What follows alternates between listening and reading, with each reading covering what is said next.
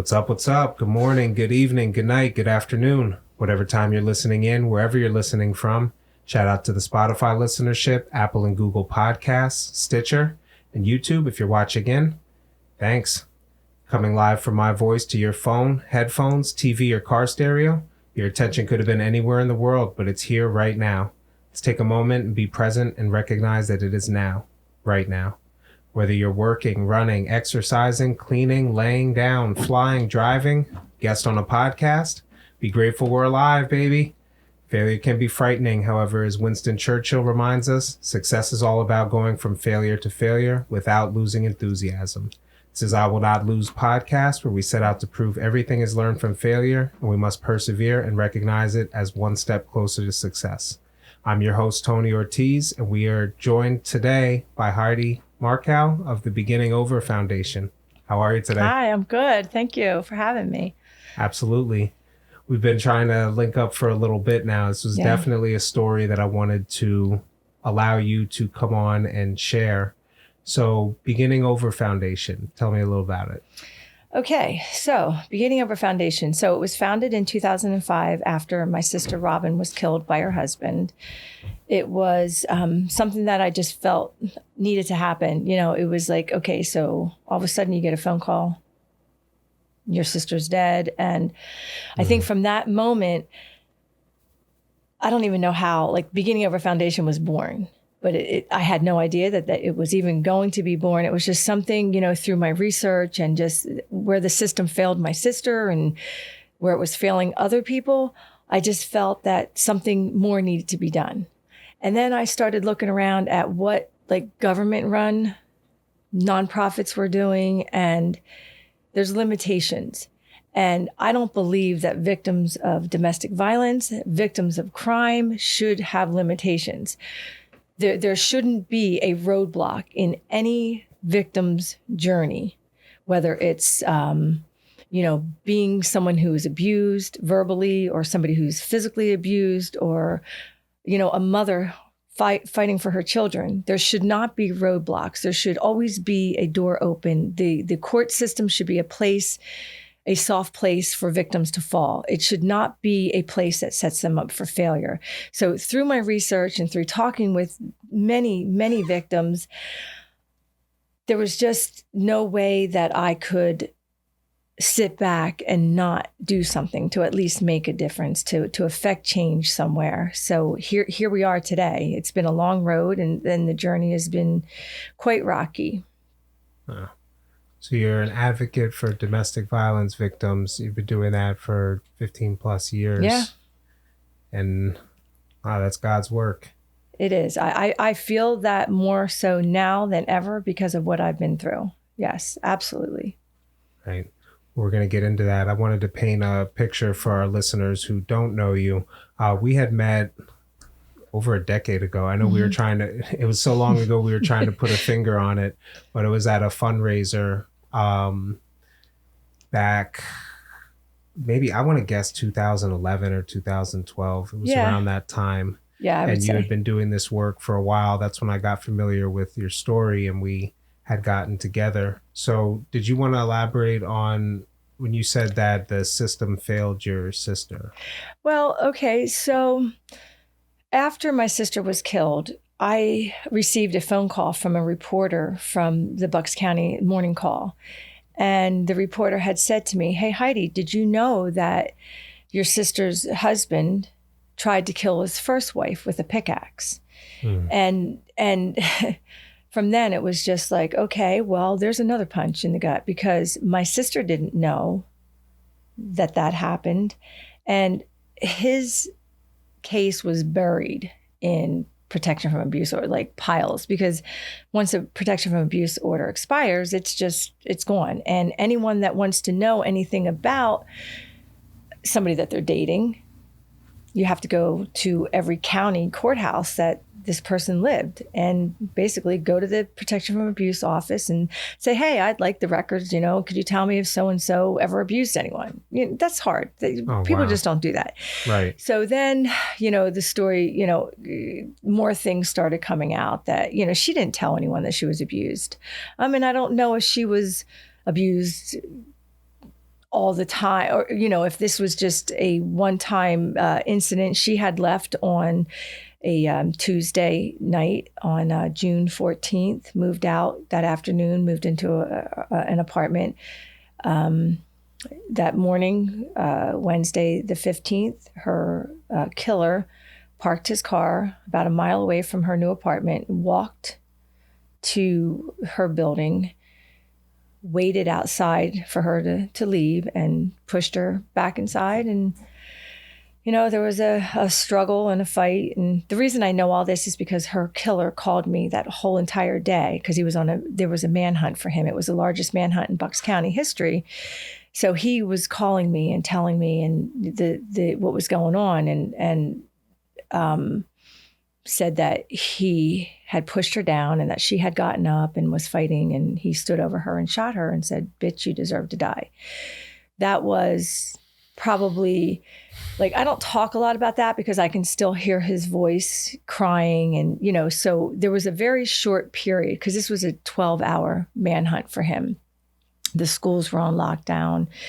There were armored the tanks that they were driving through town, helicopters searching for him, because they were afraid he was going to just kill. Because when you're in that state of mind, you're homicidal at that time. So he ended up shooting her and locking her in her apartment to die. When help got there, they should have busted the door down. But again, that's where I believe that there was some failure, because I was told, because after she was killed, I wanted to know everything.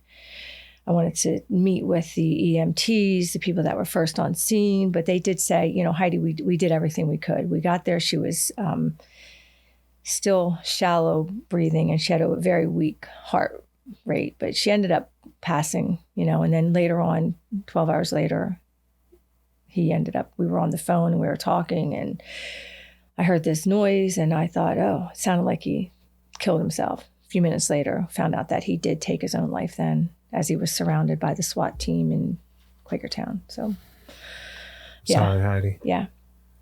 So since that day, I think I've been, I've just been on a mission. I wrote a law called Robin's Law that has been sitting in local legislator's office since, that's got to be since 2008, sitting there. So Robin's Law mimics Megan's Law. It's really a no-brainer. I don't understand it. Robin's Law would do just what Megan's Law does. And you must be convicted of the crime of domestic violence. So that would put you into an online database to see who you're dating, what this person has done. Again, it's not somebody that has a PFA. Robin's Law is those that have been convicted of the crime of domestic violence. Yes. So then it can't be weaponized. I mean, that is a no-brainer. Yeah, well, it's been sitting. And the last correspondence that I have in an email was from her, I guess one of her secretaries said that she thinks that it should be me that needs to get out there and get this law passed. So that was kind of a little bit of a setback for me, because isn't that what we as taxpayers pay our legislators to do? To get out there and get the law passed. So it was introduced by Representative Beyer back, I believe, in 2008. So that's how long it's been sitting. And I really haven't pursued it, because as we're going to get into more of this, you're going to see why my work was stalled for over 7 years. Oh, my. Now, I had read about a documentary, Beginning Over. Mm-hmm. You want to tell me a little bit about that? That was, that was quite a long time ago too. That was something that kind of got started and never finished because of what had happened later on moving forward. But, the documentary got started, it started like how the foundation started, and then went into my sister's murder, and it kind of didn't cover anything after that because of, just the work that I was trying to do and having the time to finish it. What keeps you going to keep doing this? I mean, I know there was a bit of a setback, and we're going to get into that. Yeah. And now you're back in full swing. Mm-hmm. You're newly invigorated? I am. What keeps me going is the constant contact that I get from victims that are not getting their justice. And, you know, there's so much that needs to be talked about. You know, we need shelter programs and we need services like that.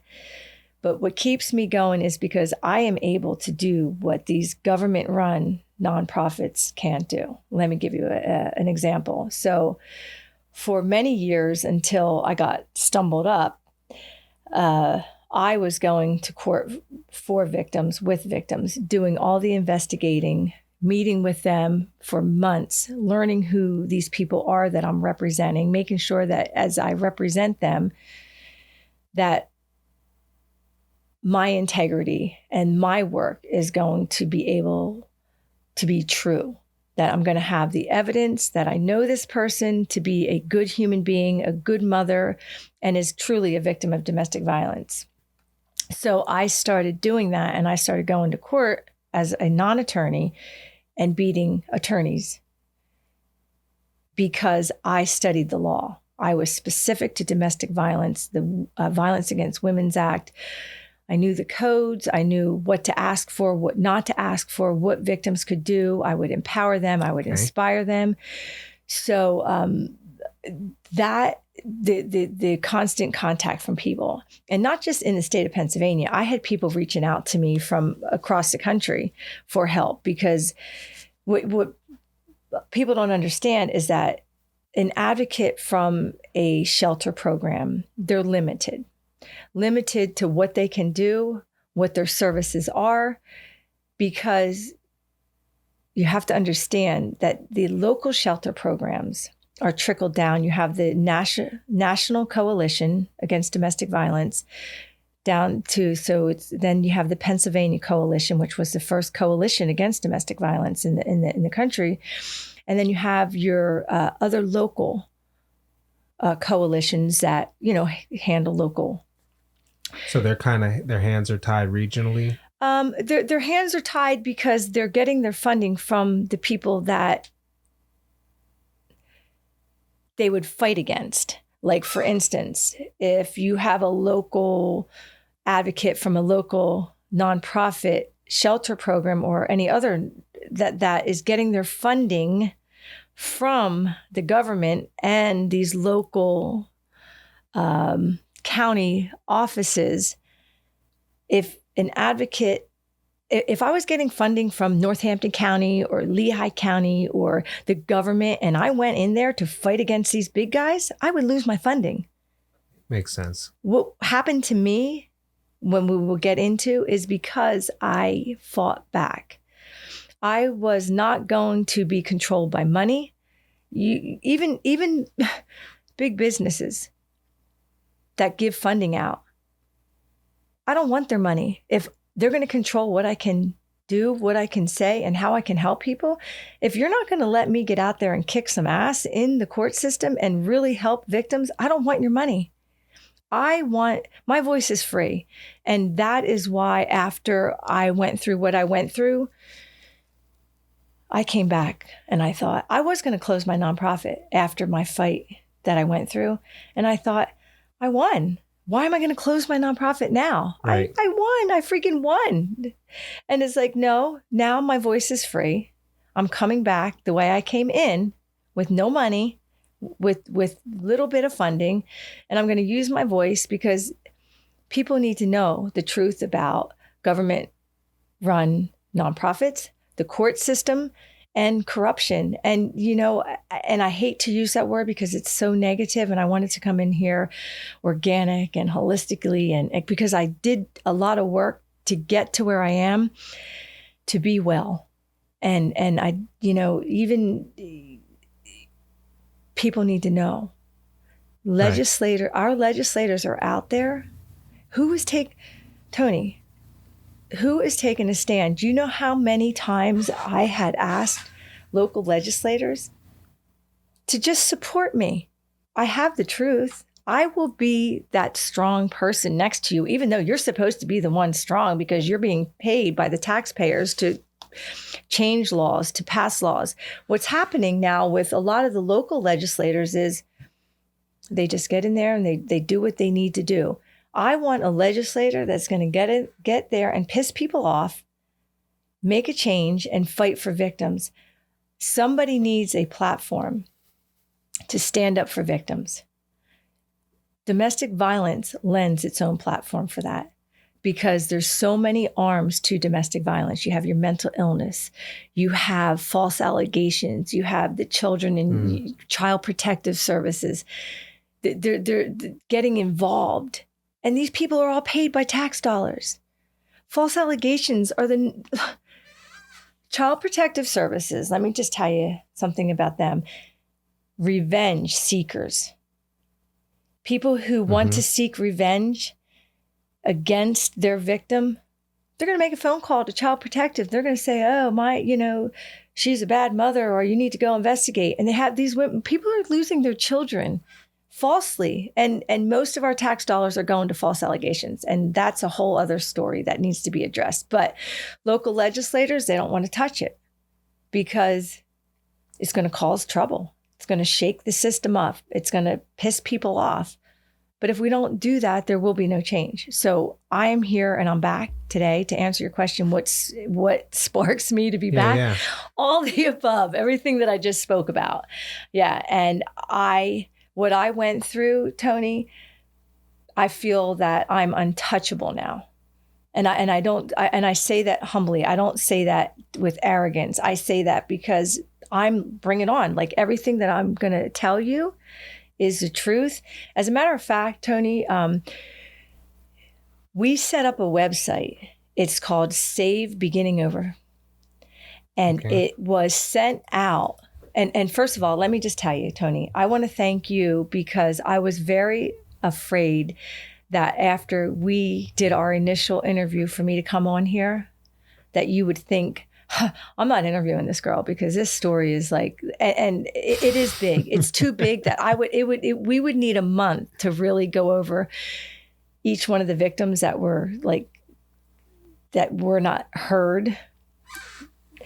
And for you to take on the story, I thank you so much because it's brave of you to do it, because I won't mention names because I'm not here to hurt anyone. Right. I'm here to tell the story. And so thank you for allowing me to do that. You're welcome. That's what it's here for. I'll tell you what, I saw on your Beginning Over Foundation, I saw you had post and you had said, after 7+ years, I'm ready to tell the story from a really good place, a place of peace and honesty. I'm ready to tell the honest to God truth about corruption, abuse of power, bullying, and malicious intent. So I'll let you get into it, provide this platform for you to, it's one thing that I can do, monetarily I can't donate to the foundation, but like you said, voice is free, voice is powerful. That's right. And Tony, for me, listen, I have a new life now. I fought, I won, I fought back. I wasn't going to be trampled on. I wasn't going to be silenced because, the story, listen, there's a whole lot to what I've done. And there's a whole lot, the whole journey, the whole 17, 18 years. Think about starting something out of complete tragedy, doing amazing work and winning along the way, being recognized by Nabisco as one of the top advocates in the country, then being recognized by the Bar Association. I won the Bar Association's Liberty Bell Award. That Liberty Bell Award is typically given to attorneys, judges that hold dear to them the law and fighting for others. I'm a founder of a nonprofit. Okay, so somebody saw something in me Then being recognized by Godiva and winning the whole, across the country, the Godiva Award. And that was through international voting. They came in and they followed my story and my work. And then being invited to ring the NASDAQ closing bell with some of the biggest people. And then all of a sudden, you're this person on the rise, this advocate that is out there kicking ass, holding people's feet to the fire, judges, district attorneys, false allegation makers, calling them out. All of a sudden, you get NBC investigates because no one's listened to you. They storm a courthouse for you. They're calling people out, getting people thrown in jail, fighting attorneys and winning for these women as a non-attorney, somebody who has self-taught herself to do investigations, to fight attorneys. Then all of a sudden, get in trouble from the Attorney General's office because nobody locally could shut me up or shut me down. So here comes the Attorney General's office with this fake victim that gets involved with me. This fake victim has destroyed the lives of not just, well, she didn't destroy my life. Right. I mean, she actually empowered me because I made a promise to these other 9 victims of hers. And listen, I support women. I am research me. I am the biggest supporter of women empowerment. But I found out that women are abusers too. Women do bad things. And Right. There's some guys out there that are abused too. But the majority of my work is through women and helping them. Right. But this one particular victim, so-called victim that we'll get into, was referred to me, ironically, through the Northampton County District Attorney's Office to help her, saying that I'm the only one that could help her. Anyway, this same person made up all these lies, ironically, about me, had all of a sudden, now the Attorney General's office is involved in investigating this little nonprofit girl. And in the beginning, I thought, oh, they're just, I thought they just wanted to look at my books. Here you go. Tony, I had one bank account. One. And after every transaction in and out, I wrote next to what it was spent for. What I even had victims sign, like if I went to court for them and took them to lunch or bought them some, I made each victim sign receipts. That's how good I was at record keeping. Okay. So after all of this, all of a sudden I'm this big investigation, and I'm like, and then I don't even know what I honestly didn't even know what I was being investigated about. That's what I was going to ask. What were the allegations? I was never told. So all of a sudden, this one investigator, this woman from the Attorney General's office, is asking me for all of my books. There you go. Sent them everything, every single bank statement, every single receipt, every single thing that they asked for. This went on for over 7 years, Tony. They investigated me for 7 years. They weren't really investigating me. What they were doing is they were stalling my work, shutting me up so I wouldn't do any more work. You understand? So Heidi would stay out of the courts. Heidi wouldn't be bringing any more cases that they were suppressing, any more victims that they were suppressing. Heidi was we're going to keep her silent for a while.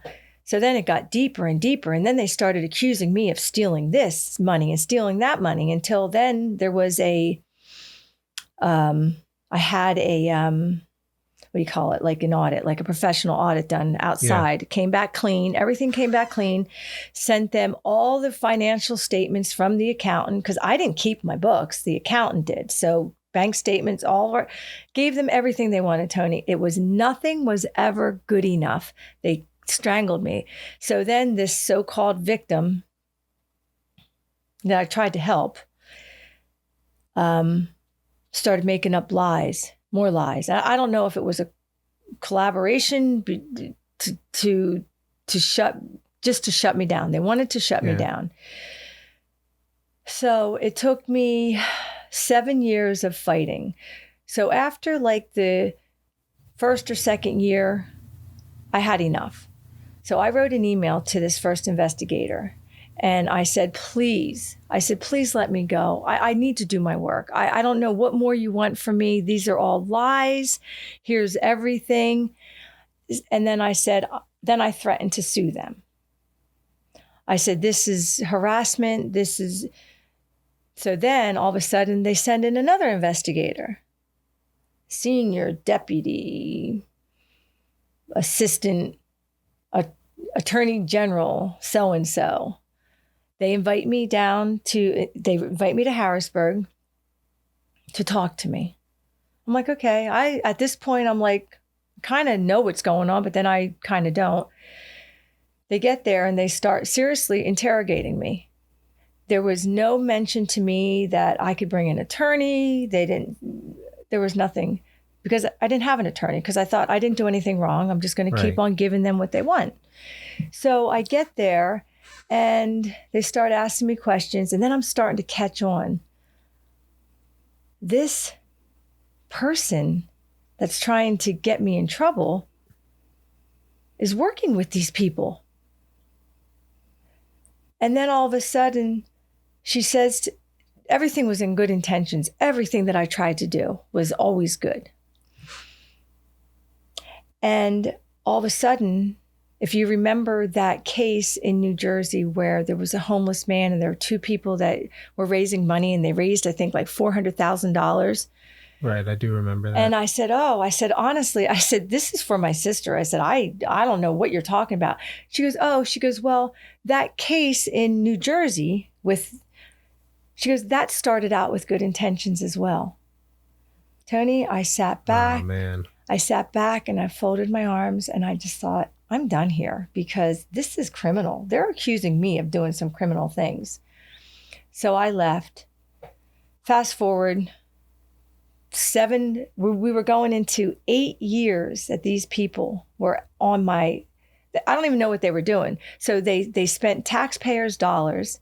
So then I threatened. I said, if you don't stop, I'm going to tell the taxpayers. So in this email, I said, how would the taxpayers like to know that you have been investigating an innocent woman? At that time, it was 5 years.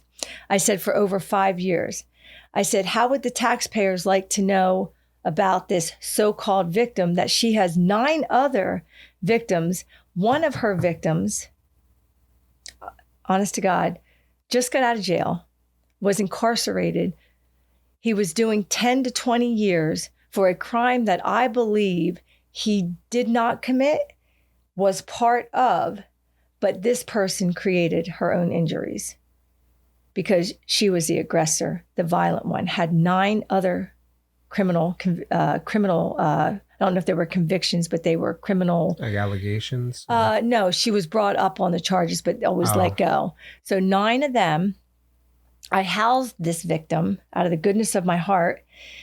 After I found out when all these victims came forward about this one serial false allegation maker, 9 of them, 9 people. Hey. So the man that I believe through all my investigating and I have documents, she admitted in a sworn document to Northampton County investigators, 2 of them.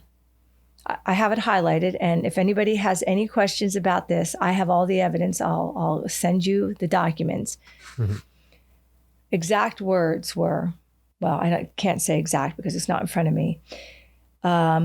She admitted that she lied because she was afraid to admit that she was going to commit suicide. They got into an altercation, her and her partner, I think it was her husband. It was her husband.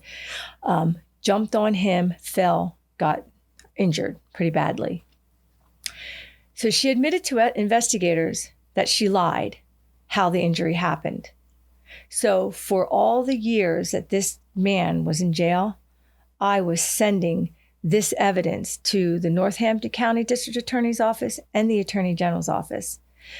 Not only that, Tony, after I started getting into this case, another woman that was a caregiver for this person because she's injured on her own, I believe. I'm not saying that this man didn't have anything to do with it, the altercation. And if you read the story, it sounds pretty damaging to him. But if you see the evidence, you'll see that she did admit to lying, changed the story multiple times, got lots of funding for these injuries. So then she had a caregiver after I stopped. So I kicked her out of the housing that I had her in because I walked in, there was marijuana, there was so many horrible things going on. Changed the locks, kicked her out. She went to another caregiver. That caregiver, after she found out that this person was a liar and was doing bad things, selling drugs out of the house, and and this, you can't make this stuff up. It's all true. Court documents, affidavits. Excuse me. So this girl calls me in the back of a police car and says, Heidi, you need to help me. They just arrested me. This person, serial false allegation maker, lied. So this caregiver went, as every other caregiver that she has now and in the past, and moving into the future, there's probably many others out there that have been falsely accused by this girl. So this false allegation maker is incapable of getting her own prescriptions. So, even when we were taking care of her, we had somebody doing this stuff. And at that time, the person that was working for us to help with this girl, there were 36 OxyContin pills gone when we came back the next day. So I believe they were selling them. So our caregiver was going to be her target. So I kicked her out and got rid of her. I thought, I'm done with her. This is bad. So the next caregiver got arrested because the girl was kicking her out of her house. And this serial false allegation maker told her, and I have the affidavit because another caregiver heard this girl and her sister plotting and planning against this caregiver, that they were going to set her up. They did set her up. So, and how does this one victim, this serial false allegation, false victim, has a direct line to the Attorney General's office, has them get video footage of this caregiver picking up this person's medication, picks up this medication, and that's all they needed. They arrested this girl for picking up this woman's medication because she couldn't do it herself, as everybody always does for her, got arrested. So this girl, they would not listen to her evidence. I have it, would not listen. She was arrested. I believe 2 or 3 times the district attorney in Lehigh County was supposed to go to the magistrate to hear the case. Never showed up. This girl was brought to Lehigh County court, was forced into signing a plea deal, paying fines because of this false allegation. I don't know if she's still paying the fines today, but they told her, if you do not sign this, you will not be able to further your career to becoming a nurse. That's me. I was the target. I was the one for over 7 years that fought this girl because I said, I will be the one to take her down. I will be the one. So now we have so it's me, the person that just got out of jail doing, I think he did 10 to 15 years. This other caregiver, and then there are other caregivers that came to me that she did the same thing to. And I'm sure they're still out there. There's still more out there. But there's also 36 false reports to CPS against 2 other people. And I want to know, how can CPS go to the same residence all the time without having, and from the same person? Do you believe in karma? I believe that there is good karma for those who do good in this world, and I believe that there's karma that gets the ones that are doing bad. Now, will this person ever receive her karma? I don't think so, because she uses her disability that I believe she created on her own to get what she wants. Everywhere she goes, how does one person have a direct line to win and get money? She was rewarded. When I settled my case out of court with the Attorney General's office, they awarded her $5,000. They fined my nonprofit $42,000, Tony, but they found no wrongdoing. You know why they fined me? They said because I had bad record keeping. Tony, my records were meticulous. But I was told we were supposed to go to settle because this has been an ongoing fight with them. I would not sign. So they gave me 7 agreements over 7 years. The Attorney General's office wanted to silence me. Okay, so let's get into, gosh, this story is so big. One serial false allegation maker created a living hell for me. And all I did was I went to her because I thought she was a true victim of domestic violence. I thought that her husband created these injuries, and I felt horrible for her. My mom's a paraplegic. She has MS. And so I think that played a little bit on me. And when you read the news stories that how this injury happened, you think, God, this is a really bad guy. When in turn, Tony, he is not. I had the opportunity to interview, talk to the family and him, and I got the whole story. And you don't have 9 people of the same serial false allegation reporter maker, and you have 9 victims that never got their justice, Tony. 9. And I'm sure there's more of them. There's more out there, but nobody would ever tell my story. Iceberg. No one would ever tell the story because I know more would come forward. So let's fast forward. So I fought the Attorney General's office for over 7 years, and they had nothing on me. So I said to them, if you don't stop, I'm going to tell the taxpayers that you're investigating an innocent woman for over 5 years. Tony, after I did that, after I told them what they need to do. I said, how about investigate this, investigate that? Like, I had all these cases. Tony, 10 days later, I got a notice that they were shutting my nonprofit down. You know why? Because it was revenge. I pissed them off. They were like, who are you? Who are you to tell us what we need to do? We're the Attorney General's office. You know, we're the investigators. We're these people. Tony, they sent me a shutdown letter along with, okay, so once I told them that I was telling the taxpayers that they're investigating an innocent person and how much money it was, and I have the documents, Tony, they sent me a bill for $365,000 or $362,000 that I was supposed to pay. And you know what it was going to cover? It was going to cover the fees that the taxpayers paid them to falsely investigate me. Okay, so let me get this straight. One of the investigators I think he was getting paid, I believe it was $685 an hour. And his assistant was being paid $175 an hour times 7 years. They were billing me that because I guess what I'm trying to say is if you fight them, they're going to take you down. It doesn't matter.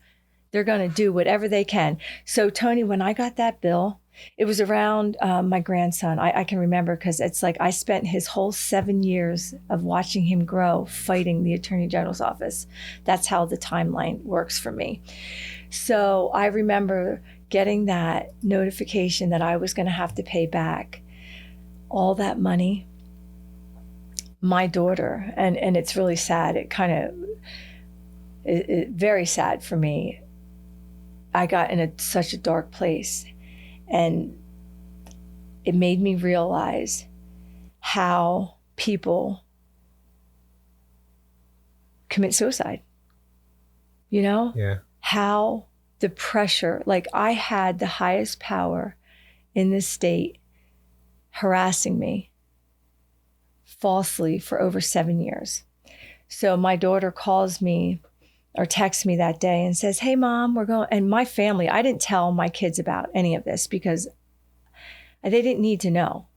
Because, you know, first of all, it was humiliating to me to be accused of all this stuff when all I wanted to do was do good. Oh. And to help somebody who I thought was a true victim. Really, honestly, that was where the things that I did to try to help even rehabilitate her. We donated personally furniture. So everything that I and my daughter donated to make this condo, this girl lived in a condo we put her in because I thought that that's how much she deserved because her husband injured her, you know? So she got $5,000, Tony, because they said that I stole her belongings. The couch that we donated, the chair that we donated, the bedroom furniture that we donated. That's what they got me on. They said that when in fact I gave her 4 months to pick all of the stuff up that was in storage. And I have documents I had to hire constables because I was being threatened, Tony. I mean, it was horrific what I went through. So where was I at part of this? So she was rewarded $5,000. Her reward for falsely accusing everybody was $5,000 from my hard work nonprofit. So I was fined for bad record keeping. Tony, I kept meticulous records, as you could see if I send you the website. So the website that we created was the whole 7+ years of investigating on me, all the email correspondence back and forth, all of the evidence of 9 victims that they ignored. Real evidence, Tony. It's not made up evidence. It's documents that I pulled from the courts that would prove the innocence of these people. So I won. So they say they settled out of court with me because I was fined, the foundation was fined $42,000 for bad record keeping because that's all they had on me. As a matter of fact, I have in a document from one of the investigators that says, we are under no obligation to look at your evidence. I have that in document. They are under the obligation. Tony, if you're a victim of crime and your local government isn't helping you, where do you go? You go to the big guys, right? They couldn't help anyone. They didn't want to look at any of the evidence. Let me just tell you something about the guy that was in jail doing 10 to 20 for a crime he was part of, but didn't commit and didn't he wasn't the catalyst. Yeah. Correct. He wasn't the catalyst. Correct. He didn't start it. Correct. Did not. And she admitted that he didn't, but they ignored all that. He spent 10 years of his life, 2 children he didn't get to see, 10 years. Now, the reason that no one would listen to the story, because Tony, the 9 victims are part of Lehigh County and Northampton County. Do you think that the big guys are going to look at evidence that might put a domino effect in the courthouse? Or that everybody would lose their jobs? Like, come on. Yeah. People that ignore evidence. So today you asked me like, what inspires me to keep going? I'm not done yet. Those 9 victims need their justice. And let me tell you, when the story gets out, and I'm not mentioning names, Not because I'm worried about slander or anything, because it's true. I have the evidence. It's because I don't need to. Because it's over. It's done. But what I will do, I will continue to work with these victims that didn't get justice. Because let me tell you, so after I got that bill of $365,000, they sent me 7 agreements. That was agreement number 1. I'm not signing it because it's all lies. I said, I'm not signing it. I'm just not. No. So then number 2, and all of these agreements are on that website. All the malicious stuff that they said and all the lies that they said about me. Each one of them could have and should have been sued for slander. But because I settled and signed off, I mean, I'm kind of pissed off that I did that now, but I didn't have anyone that was willing to fight and go the distance. Tony, right. Okay, so in the final hours, I had an attorney from Bucks County near Philadelphia that believed in me. My first meeting with her, when I showed her the evidence, I left there. I was on such a high. This was after 5-6 years of me fighting on my own. She said to me, and I'll never forget it. She said, Heidi, if this is all true, which it was, the damages are incalculable. I'm thinking, oh my God, okay, I know that word sounds really big, you know, incalculable damages. And she was going with me. She believed in it. She had the evidence too. All of a sudden, we're through a year going through it and they're fighting me. And okay, so we were to go to court on a Tuesday. On the Thursday, so the previous that previous Tuesday, I went to Northampton County because I was pissed off. I wanted to get everything I could because I wanted to be so prepared because I knew I was going to win. And if I didn't settle out of court, and I would have won in the court of law. So the attorney said to me, Heidi, if the damages are incalculable. And I was like, all right, cool, because I'm going to win because everything here is true. I have all the evidence. I'm all ready. Let's go. Agreement number 3, agreement number 4. I didn't sign. I said, nope, I'm not signing. I'm not signing. The threats kept coming in. So the final one was they accused me of stealing $200,000. I'm like, okay, where is this? And please show me where. They couldn't show me where. Accountant printed out I had an accountant that kept meticulous books. I didn't. I mean, I just gave all the information. Yeah. So all the financial balance sheets month to month stack like this, sent it off to them. They did not know what to do. Month to month, everything balances, nothing's missing. Slander right there. So they maliciously came after me because I didn't have an attorney. As soon as I got an attorney, so let's fast forward then to that Tuesday, I went and got all the evidence. Thursday, I thought, all right, you know what? I contacted every single media outlet across the country, Tony. 2020, everybody was interested.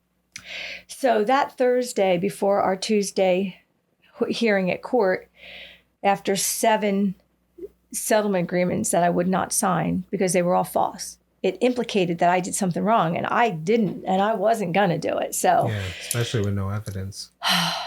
They found nothing. So my question to them was, you investigated me for 7 years now. You didn't find anything in year number 1. You didn't find anything in year number 2, year number 3, every other month. Send us your bank statements. Attorney General's office. I was sending them my bank statements. Okay. 6 months go by. They didn't find anything. Oh, Heidi, sorry. We had other things of higher priority. This is emails I got. Can you send us the bank statements, your recent bank statements? Okay, sure. Here you go. I was an open book, Tony, with everything. So year number 3, they found nothing. Year number 4, they found nothing. Year number 5, all this time Taxpayers are footing the bill for them to investigate somebody who's innocent instead of going after all the evidence that they had to save 9 victims from a serial false allegation maker. Year number 6, no, nothing. Year number 7, they found nothing. My question is, if you didn't find something on, like, isn't there a statute of limitations on harassment and like investigating on somebody? Like after you investigate somebody after a year, you don't find anything, 2 years, 3 years, 4. So what they did, Tony, was they silenced me for 7 years. They wanted to suppress me, shut Heidi up, shut her down, whatever, from talking, from doing any more work. So that Thursday, I thought, you know what? I'm going to find a way to contact the Dr. Phil show. You know, even if I have to like do whatever. So set something up and had the Dr. Phil show call Northampton County to help me to do something. That was Thursday. Called to get all the information. That either later that day or the next day is then I got a text message from my attorney that said, Heidi, I got the weirdest email from the investigator. I'm going to be sending you in a pleasingly or pleasantly surprising settlement document. So it took media that was going to cover the story on Tuesday to get me to let them, Tony, when my attorney said that they said that, I remember saying, oh my God, I said, is this good? And she said, and you know, of course, my attorney says, Heidi, it is good. And here's the thing. Okay, it was good, Tony, but I still lost the fine of the $365,000 and tried to crush me. So here we are today. I won. And I sit back and I think, did I really win? Because I think that I was sold out in the final hours from me fighting for over 7 years of false allegations from a man who was incarcerated. I think he was 10. He was supposed to do 20. I think he did 15. To a girl that was arrested in front of her children. Remember, this is one person able to do this.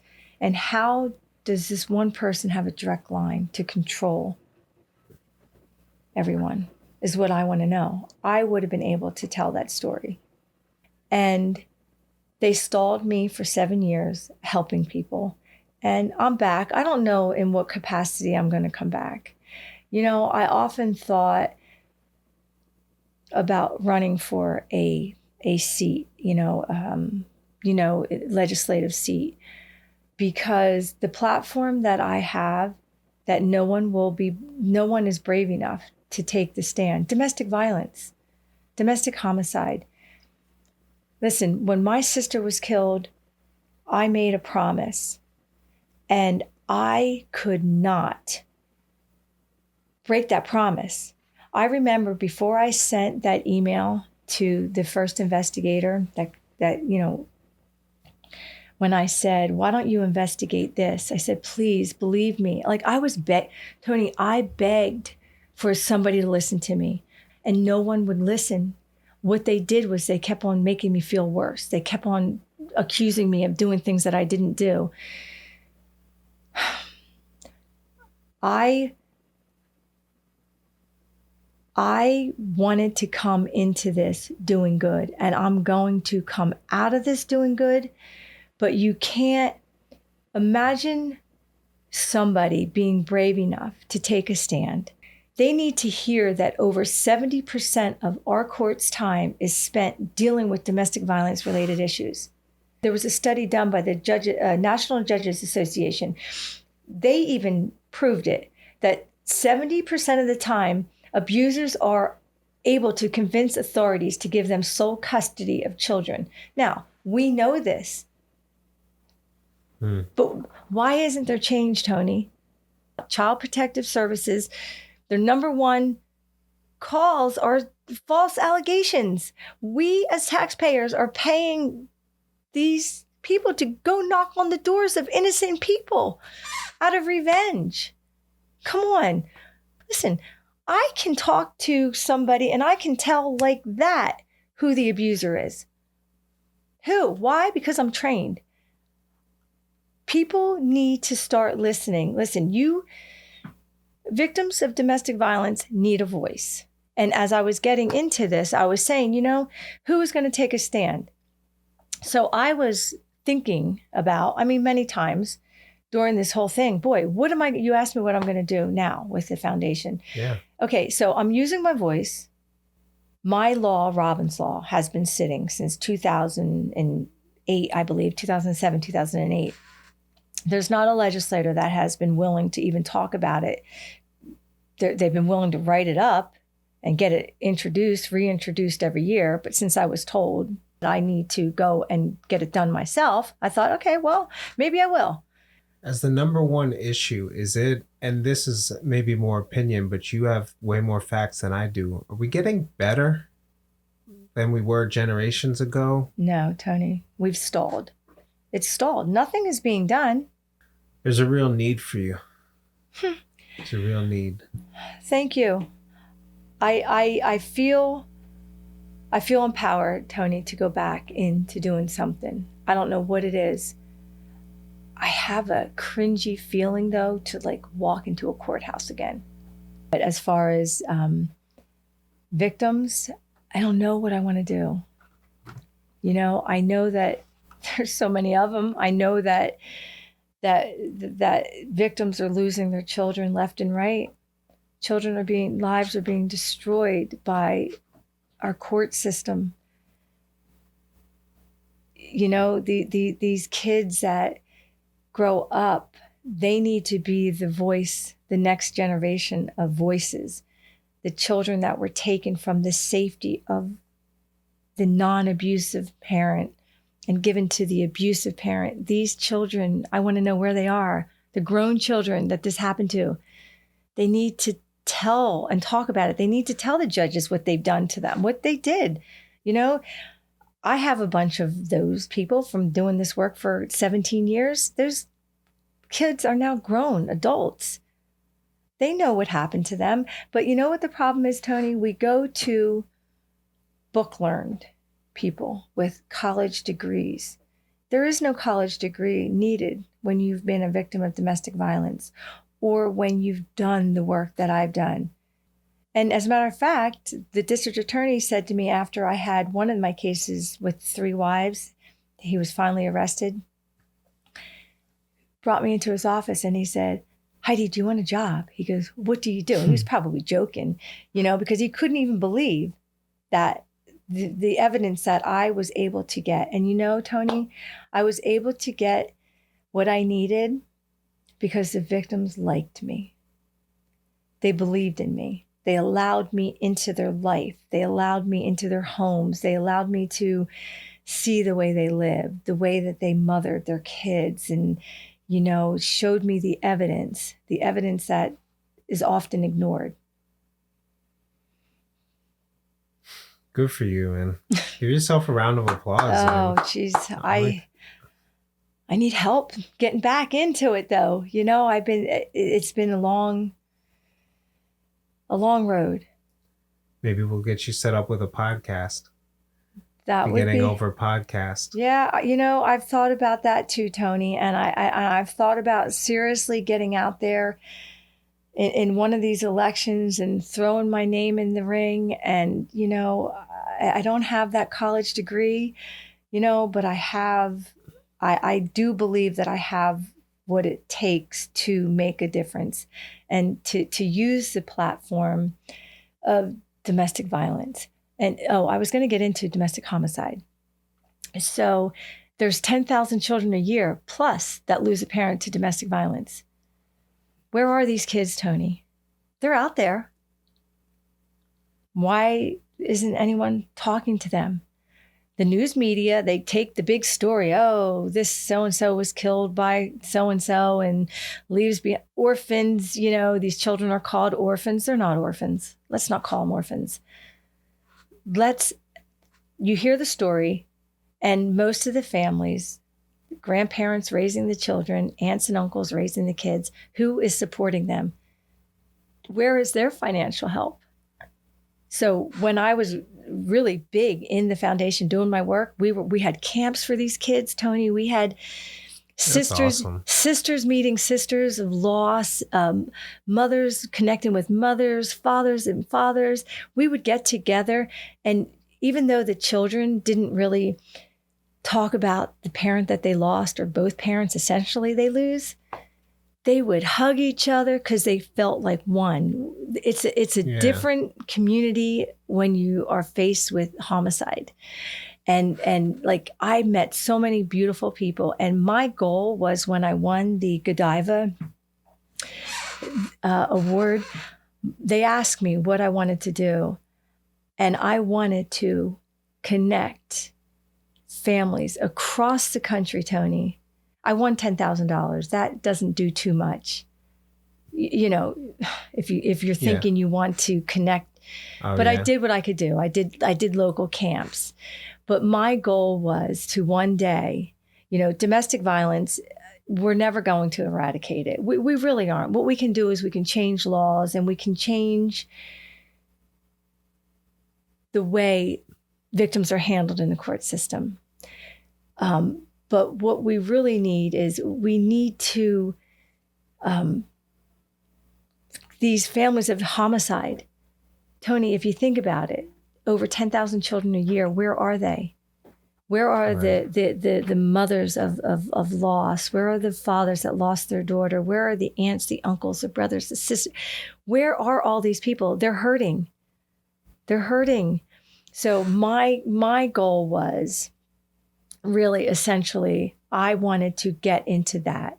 So we were paying locally, when there was a domestic homicide, we were paying funeral expenses. Because when my sister was killed, that was the biggest thing. It was like, now she had 2 children, and it's like, who's going to pay for this? Like, what are we going to do? Right. So I got this idea. Okay, so whenever we had a local homicide, the foundation would pay for the funeral expenses, or part of the funeral expenses. So we were raising money to do that. We were holding camps, but my ultimate goal would be to connect across the country families of homicide and hold camps, yearly camps, where we could fly people into certain locations, the families, and everybody could just meet, and we could do wellness retreats, things like that. So, Tony, as you can see, I mean, we need to so I'm really thinking whether I get on the platform of changing laws and things like that, or if I just go back into my world of giving victims of families of homicide a voice. Domestic violence, homicide. It's the #1 killer of women across the country, more than car accidents, more than, rapes. I didn't know that. Yeah. I did not know that. So, it's just, we need more shows like you, Tony. We need people who are willing to talk to us little guys. Shows that aren't afraid to expose injustice. And, it's not that I don't have revenge. The revenge is not mine. That is not why I wanted to talk to you. It was more to move on. Well, let's move forward. Let's worry about the future victims you can help, the future families you can help. I mean, you can come out on the other end healed. I don't think of it as winning. I mean, if she's physically incapacitated and has to live, it's hard to cover up lies. The easiest thing to do is to just tell the truth, and then you always remember that's something I would have said. I don't try to be an agent of karma. I kind of let that figure itself out and don't change anything. It happens naturally, right? Yeah. And even if you're not there to see it, even if you don't care whether or not it happens, just to be able to move forward in your own journey. I'm glad I could be a part of your healing process. And I appreciate you, and I wish you much success. What you're doing here is amazing, and I know that lives can be changed through you. If anyone wants to help, they can go to the website. It's beginningover.org, and you can read all about our work, what we're doing, any fundraisers that are coming up, how you can donate, and where that donation is going to be used, where it's going and what it's going to be used for can be found on our website. Super cool. Yeah. There's much more, but you know what? You helped me tell what I needed to tell, about what goes on in our court system, and just for people to maybe be more aware where their tax dollars are going. You helped me, and this is now I can move forward and I can continue the healing process, but more importantly, I can move on now, and you helped me really decide what direction I need to go. So thank you. Thank you for your time. And, I wish you the best of everything with your new podcast. Yeah, thank you. Absolutely. All right. This is I Will Not Lose podcast, where we set out to prove everything is learned from failure. We must persevere and recognize it as one step closer to success. We had Heidi on. She told her story of resilience and fighting the Attorney General for 7 years, and her work with domestic abuse as an advocate and founder of the Beginning Over Foundation. To support her cause, we will have a donation link in the episode description on YouTube, as well as Spotify or wherever you're listening to this. Your contribution is appreciated. Thank you for listening.